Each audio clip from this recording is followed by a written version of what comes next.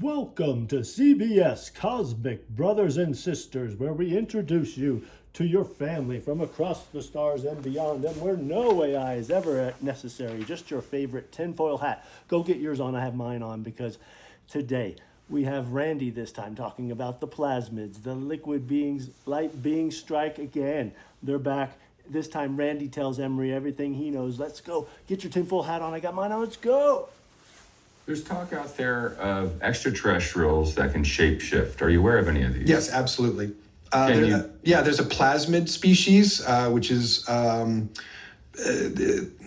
know how to describe them. If you were to imagine a gelatinous life form with neon lights inside of it, that's kind of what they look like. But they have the ability to conform to just about any external shape so that they can mimic being a human being or a Zeta Reticulan or Sasquatch or a dolphin or just about anything that's, within a relative size or scope. They can't shrink down to, cat size or expand necessarily to elephant size, but anything that's comparable mass and size, they can basically shapeshift and hold that form for an incredibly long time. They can hold a form for hours or days. What's their agenda? Where did they come from? Why are they here?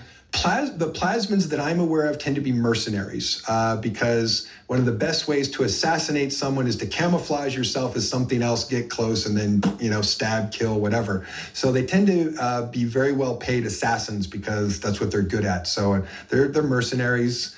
There has been a concerted effort to expel them from the terrestrial sphere, and we certainly had some incidents a few years back where some of them were trying to leave and or escape, and we were having to shoot them down or track them down and hunt them while they were going below the surface of the ocean and so forth. It was a bit of a deal for a while. Who sent the mercenaries, number one? And, how do we destroy those types of races? Well, I think that in our travels of meeting other beings, someone encountered them and decided to tell someone else about them who said, oh, let's hire those guys to do this job. So as far as they're concerned, it's pretty personal, corporate, probably. Yeah, it's all about, the payment for them. As long as they get paid what they consider an adequate compensation, they'll take any job.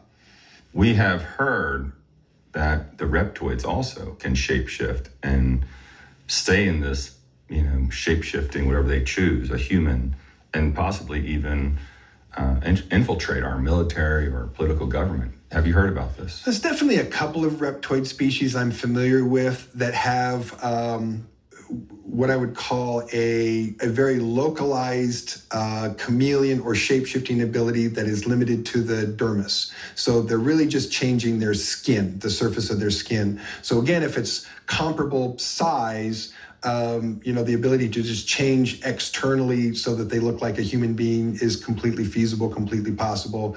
And yeah, we've had some issues with every once in a while finding those beings mimicking or impersonating political figures. So you actually went out on missions to hunt these guys down? Not me personally, but I am aware that we have engaged in those missions to hunt them down and deal with them. Dealing with them means what? Do we capture them, put them in some sort of ET prison, or what happens to these? Well, my understanding, it depends on their level of hostility and or intellectual cooperative tendencies. So if a species is considered to be someone that you can, go, wait a minute, and then have a conversation, say, I gotcha, you got to go. And they're like, okay, you got me, I got to go. Then that's what you do. But if you know that species to be of a reputation that that's not going to work, then they're either going to be arrested or terminated. And that really is a command decision of the commander in charge of that operation. That would be up to them based on the protocols and parameters that they're given for their job, what they think is the best thing to do. Why do you believe all these ETs come and visit Earth and are amongst us? What's your opinion on that? Why are they actually all here? And what's so important about Earth? What's so important about us? Well, my understanding of that is that planets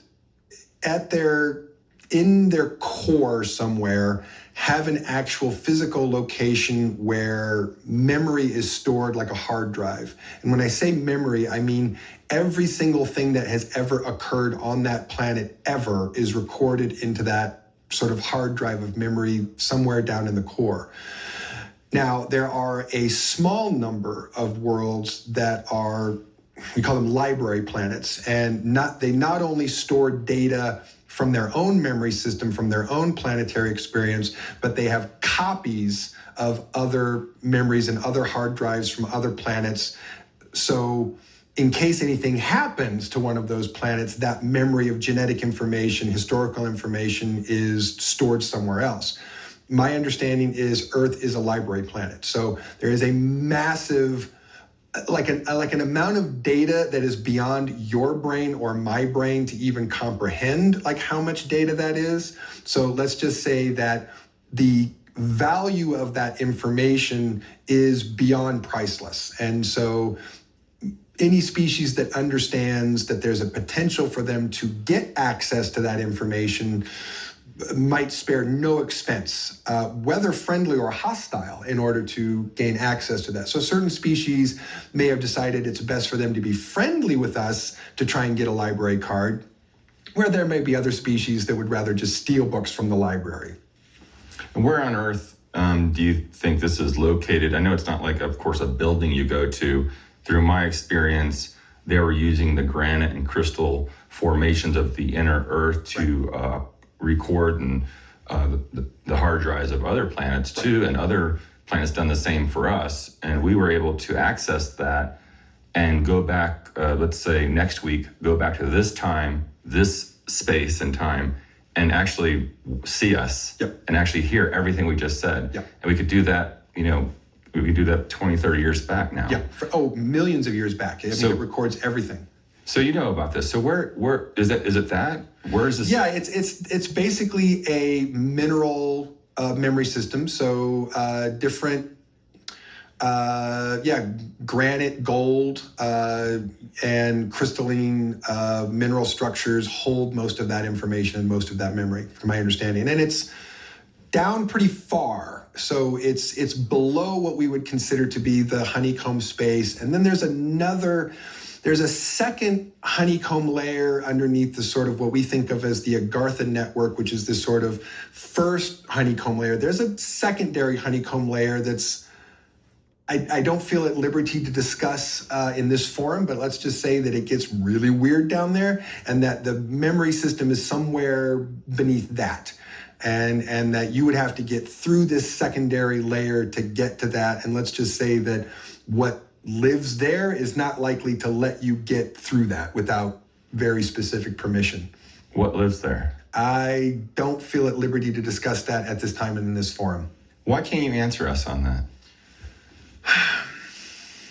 I think the simplest answer is that certain things for people are easier to believe or more difficult to believe. If I were to try and explain what I understand exists there are some people that would simply, it would damage my credibility because they would think that I was describing something that couldn't even possibly exist. So rather than try and explain something to people that is beyond their ability to comprehend, I would rather not go there. That's a great answer. Yeah. I agree with you. What is going on? Good Lord. How many beings are down there? What is going on below your feet? Leave a comment. How many beings are down there? How many beings are shifting on the surface? And how many beings are roaming around, trolling around the undersurface? Below the surface. Please, always subscribe to CBS. Here come the credits. No AI necessary. And always like your cosmic brothers and sisters.